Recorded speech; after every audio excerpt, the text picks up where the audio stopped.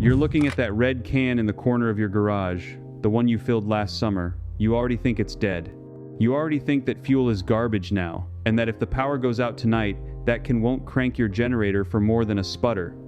I'm here to tell you that you've been lied to about that can, not by accident, on purpose. Here's the claim, and I want you to sit with it. Stored gasoline does not have to die in 6 months. It does not have to turn to varnish in a year.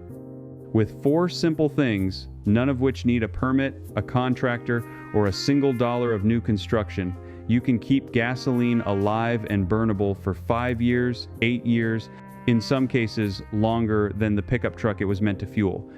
The Amish figured out the temperature half of this a century ago, storing volatile liquids in the same cool ground where they kept their milk and their meat, and nobody thought to write it down for the rest of us.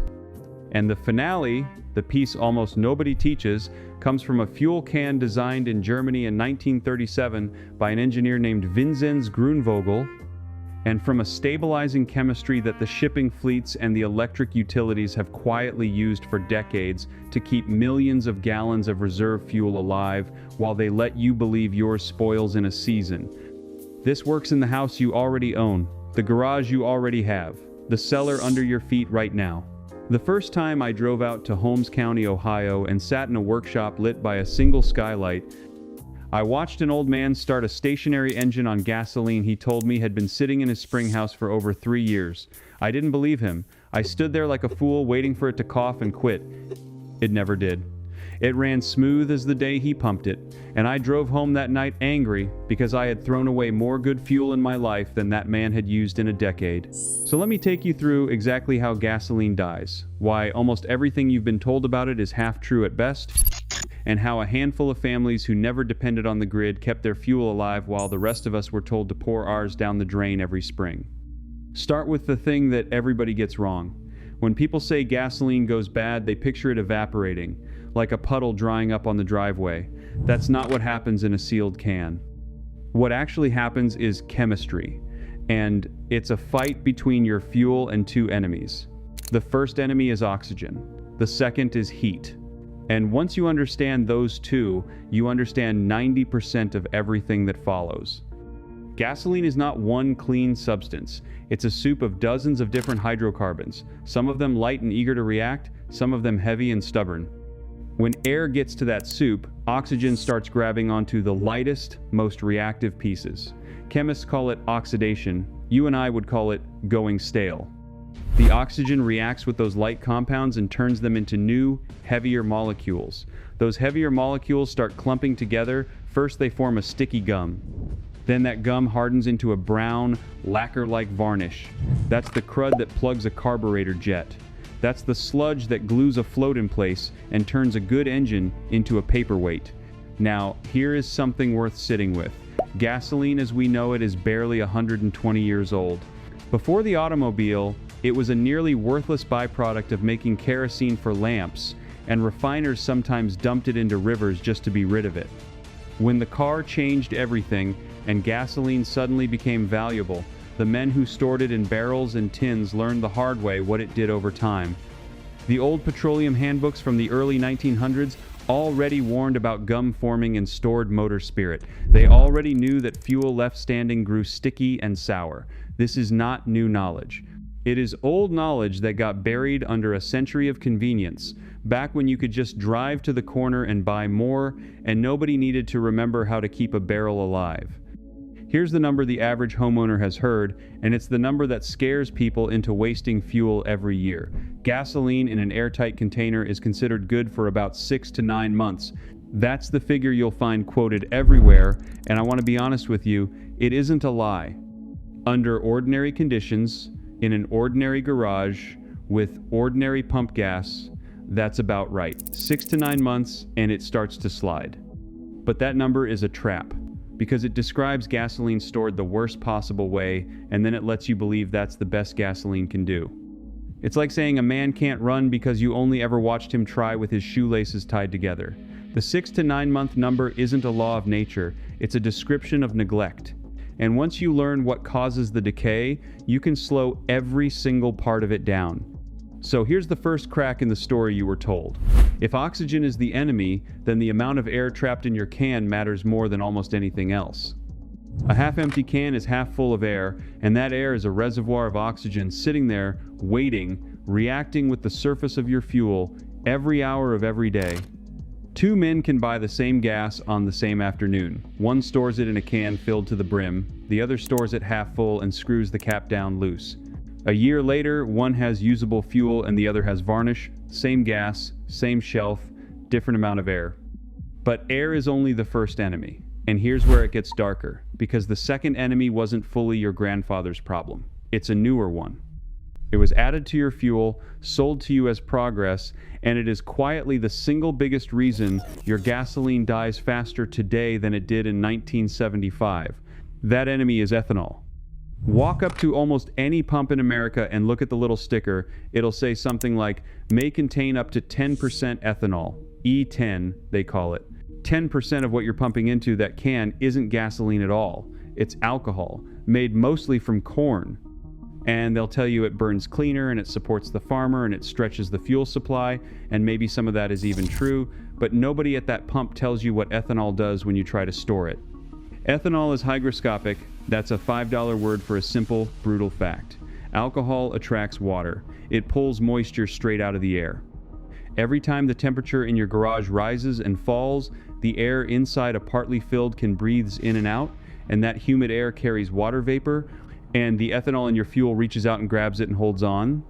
For a while, the water just hides in the fuel, dissolved and invisible, but there's a limit. Once the ethanol has soaked up all the water it can carry, something happens that will ruin an engine faster than any varnish. The mixture splits. The water, now married to the alcohol, drops out of the gasoline entirely and settles to the bottom of the can in a separate layer. Chemists call it phase separation.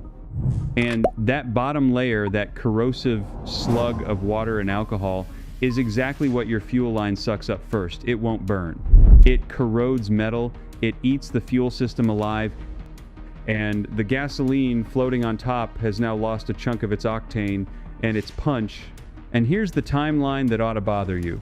For most of the automobile's history, the gasoline your father and grandfather stored was straight gasoline, no alcohol. It still aged but slowly, and it didn't pull water out of the sky. Then the Federal Renewable Fuel Standard came in through the mid-2000s, and ethanol got blended into the ordinary fuel supply across nearly the whole country. Almost overnight, the standard gas at the standard pump became a fuel that fights being stored. The stuff got harder to keep, and the instructions on how to keep it never got updated to match.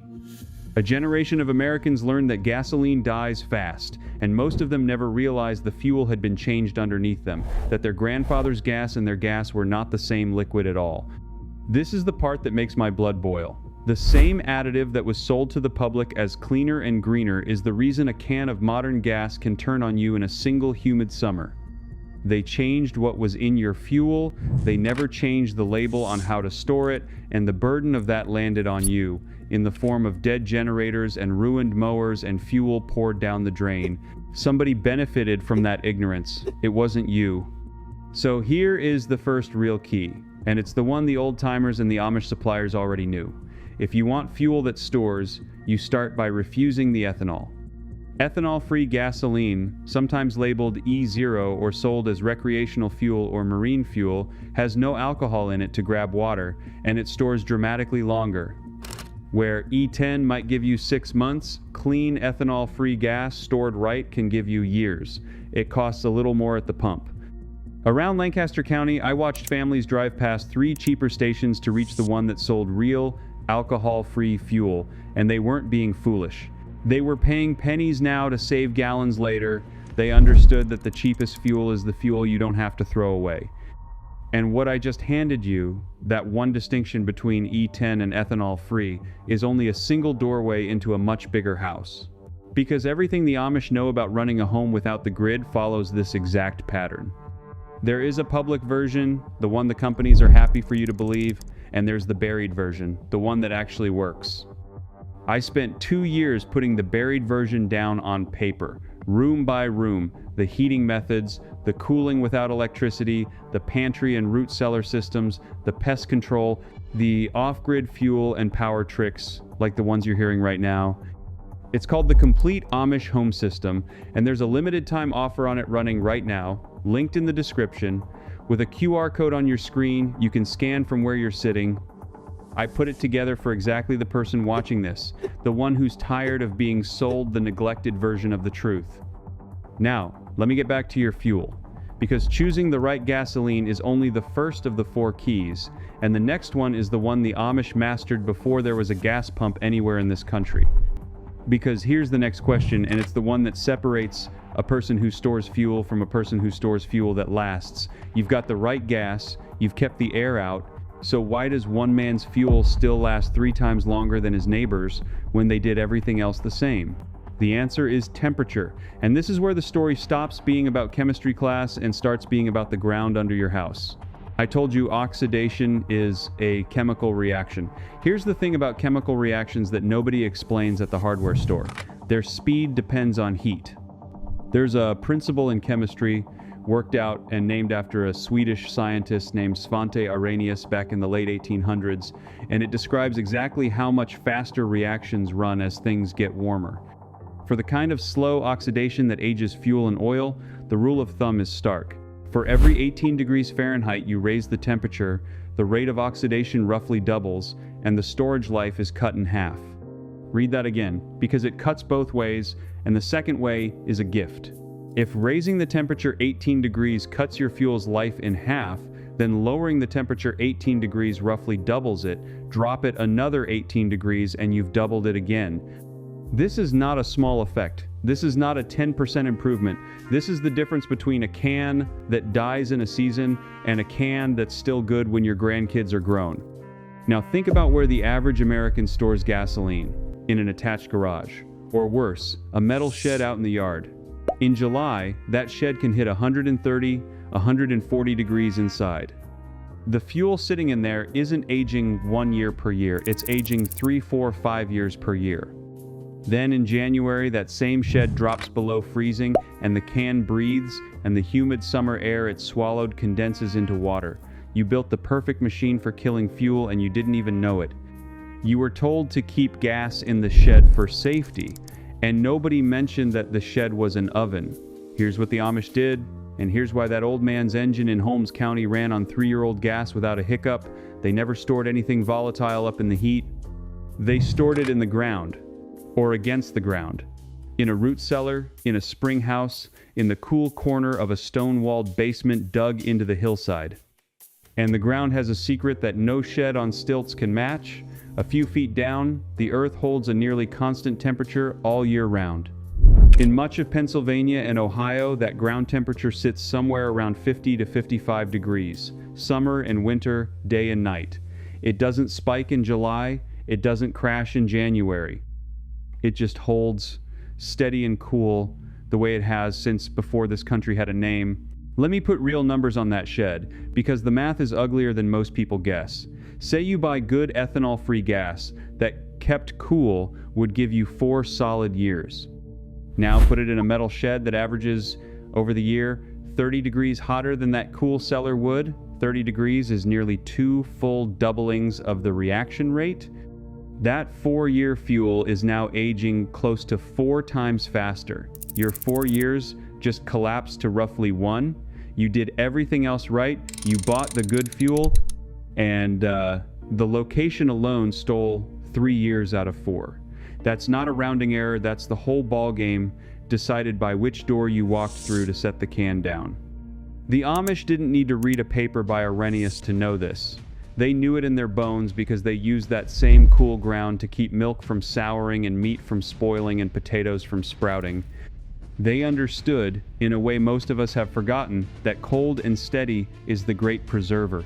Whether it's a crock of butter or a can of fuel, the ground keeps it longer than any shelf up in the weather ever could. They kept their fuel where they kept their food, and their fuel lasted the way their food lasted. I remember standing in that spring house in Holmes County with my hand flat against the stone wall, and the cold coming off it in the middle of August, and thinking about every summer I'd spent baking my own fuel in a tin shed 20 feet from a perfectly good basement. That old man didn't have a chemistry degree, and he didn't need one. He had something better. He had 150 years of families paying attention to what the cool ground does and passing it down, while the rest of us paid the electric company to forget it.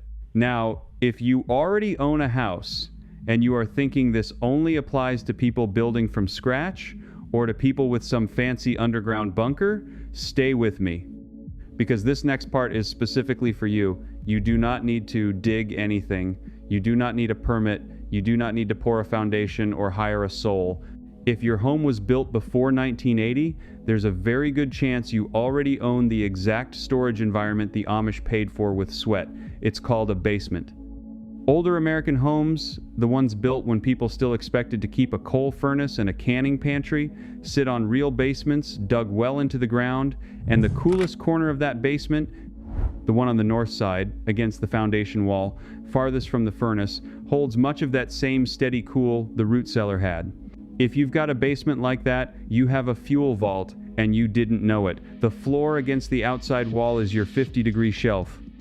Now, I have to be a responsible neighbor here, because gasoline gives off vapors, and those vapors are heavier than air and they can travel, so you never store it near a pilot light, a water heater, a furnace flame, or any spark. If your basement holds the furnace, that changes the math, and I'll tell you the answer for that too. If you can't safely use the basement, the next best thing you already own is the north side of your house. In the shade, at ground level, where a well-sealed can sit against the cool earth instead of baking on a sunny slab.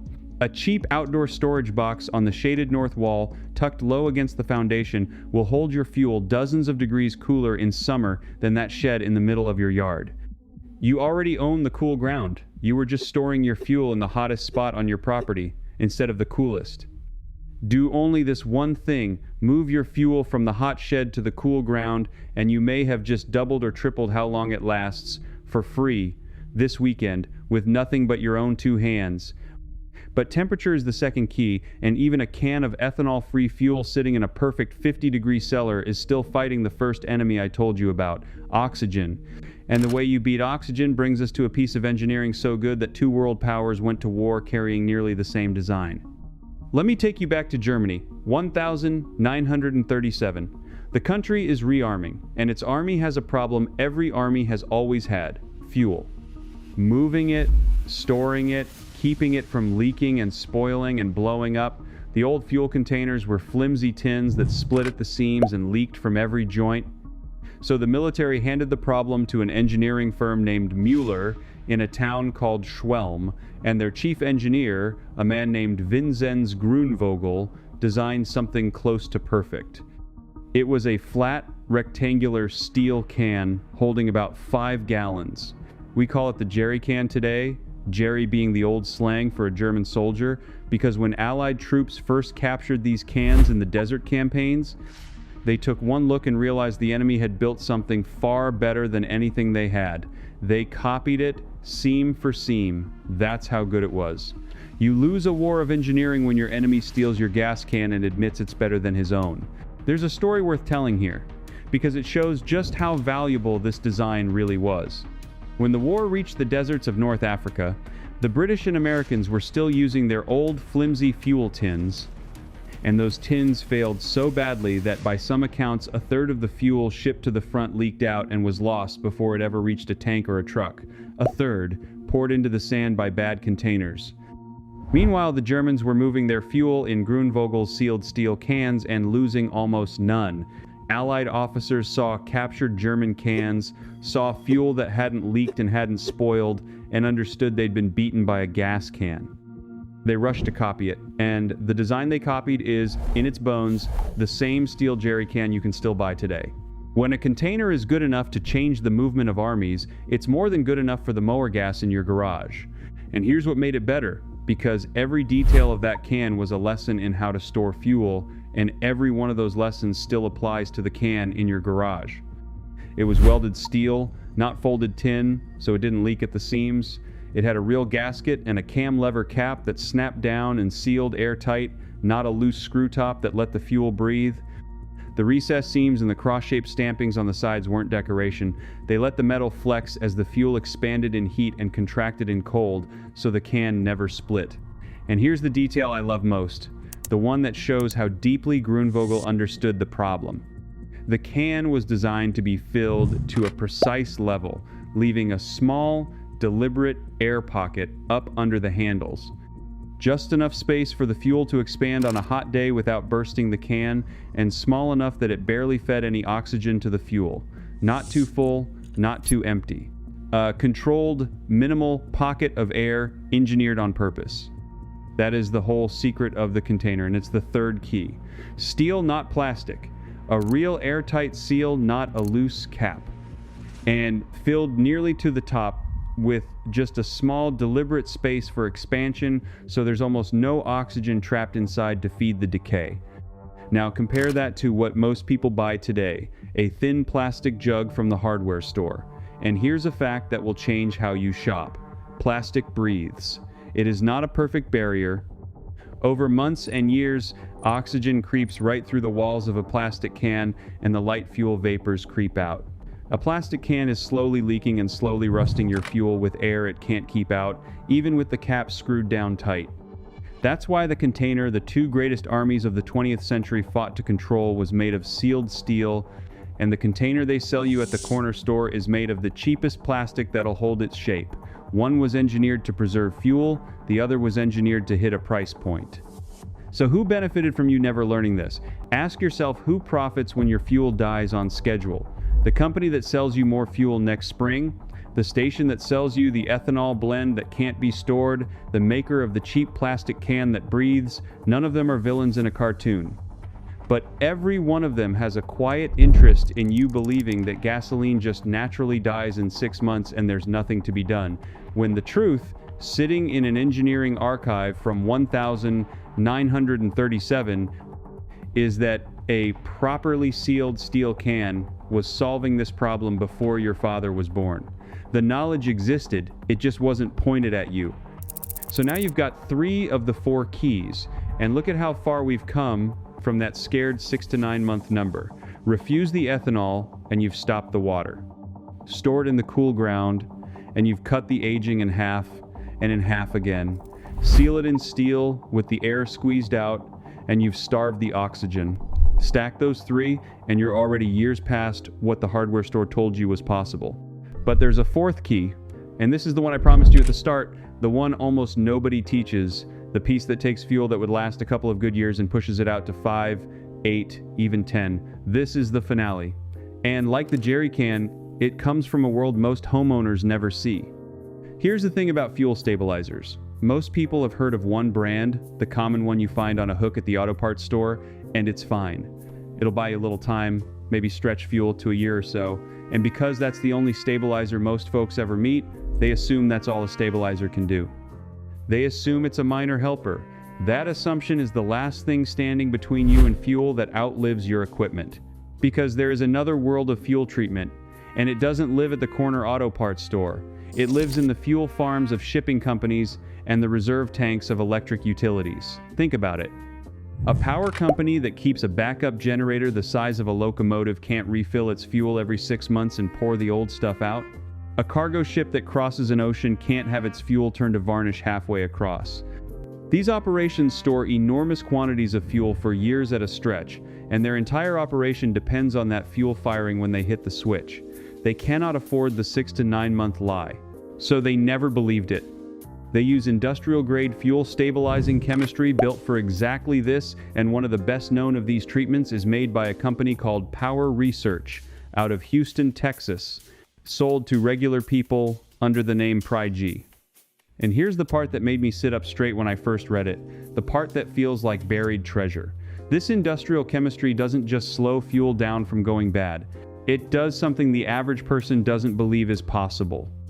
It can take fuel that has already started to turn, fuel that's gone dull and stale and lost its edge, and restore it back toward a fresh, usable state. Refresh it, bring it back. The stuff you were told to pour down the drain, the stuff you've been throwing away your whole life, the professionals don't throw away, they treat it, and they burn it, and it runs. Let that land for a second, because it rewrites everything. You were told fuel is a carton of milk. It spoils, and once it spoils, you dump it. But the people who store fuel by the tanker load treat it like something you maintain, something you can restore, something that with the right care simply does not have to die. That knowledge existed the whole time. It was just kept in an industrial world you were never invited into, while you were sold a bottle at the auto parts store and told that was the best a regular man could do. So here is the whole system, the 4 keys stacked together, the finale technique the Amish suppliers and the off-grid families and the utility men all quietly use, and every piece of it works in the home you already own this weekend with no permit and no contractor. 1. Start with ethanol-free gasoline, so there's no alcohol to pull water out of the air and rot your fuel from the bottom up. 2.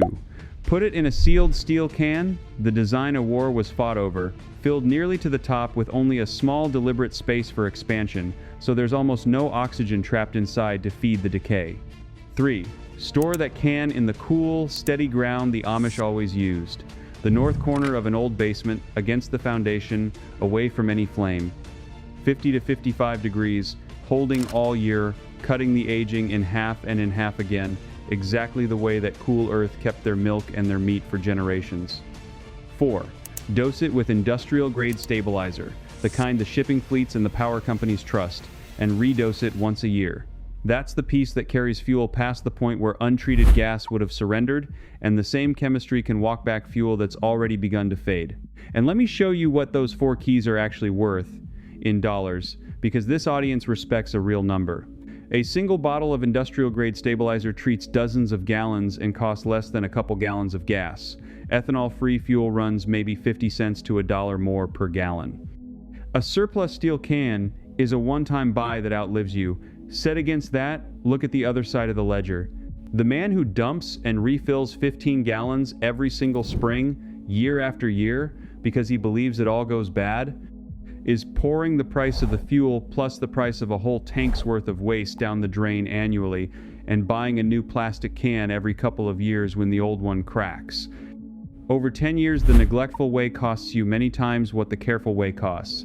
You are not spending money to store fuel longer. You are stopping the bleed. The careful method is the cheap method. It always was. The expensive habit was the one they taught you. Do all 4, and you are no longer a man storing gasoline, you are a man banking energy. When the storm knocks the power out and your neighbor's generator coughs on last year's varnish and dies, yours turns over on the first pull and hums like it was fueled this morning, because in every way that matters to the chemistry, it was, none of this is exotic, none of it is expensive. There isn't a single step in it that a careful person can't do in a Saturday afternoon with what's available at any decent hardware store and any station that sells real fuel. The only thing that was ever missing was somebody willing to lay the 4 pieces side by side and tell you they belong together. The chemistry was known. The container was designed in 1937. The temperature trick is as old as the first root cellar dug into the first American hillside. The industrial stabilizer has been keeping the lights on and the ships moving for decades. Every piece was sitting in plain sight. It was just scattered in a chemistry principle from the 1800s, an engineering archive from before the war, a spring house in Holmes County, and a warehouse full of utility fuel. Nobody had an interest in handing you the whole map, until now. Here's what I really want you to take from all of this, and it isn't about gasoline. It's about the moment you realize that something you were told was impossible was only ever inconvenient for somebody else's bottom line. You didn't have a fuel problem, you had an information problem. Somebody profited every single time you poured a good can of gas down the drain believing it was dead, and the truth that would have stopped you was never hidden in a vault. It was just never pointed in your direction. Getting that back, that ability to keep what you paid for and depend on yourself instead of the schedule somebody else set for you, that's not a small thing. That's a piece of your independence handed back to you. If you're the kind of person who's always suspected that the most useful knowledge is exactly the knowledge that quietly got pushed aside because it made somebody upstream a little less money, then you already know what to do next. You already feel it. This is what this whole channel is about, dragging the practical, buried, grid-free wisdom back out into the daylight where regular families can use it again. So, let me ask you one specific thing, and I want a real answer down in the comments, because this audience never speaks up unless I ask you straight. So I'm asking you straight. Where are you storing your fuel right now, this minute, as you watch this? Is it out in a hot metal shed in the middle of your yard? Or have you got a cool north basement corner you'd forgotten was even there? Tell me, type it out. I read them, and the answer tells me exactly how much of your fuel has been dying on you without you knowing it. And if you learned even one thing here that you didn't walk in knowing, do me the favor and say so, because it tells the machine to carry this to the next person who's been throwing good fuel away. And if you believe, like I've come to believe, that real self-reliance was never lost, only misplaced, then subscribe and stand with the people who are gathering it back up, one forgotten skill at a time. Because the next thing I'm going to show you is how those same Amish families kept an entire cellar of food from spoiling through a whole summer without a single watt of electricity, using one cheap material sitting in most of your yards right now. You'll never look at that corner of your basement the same way again. I'll see you there.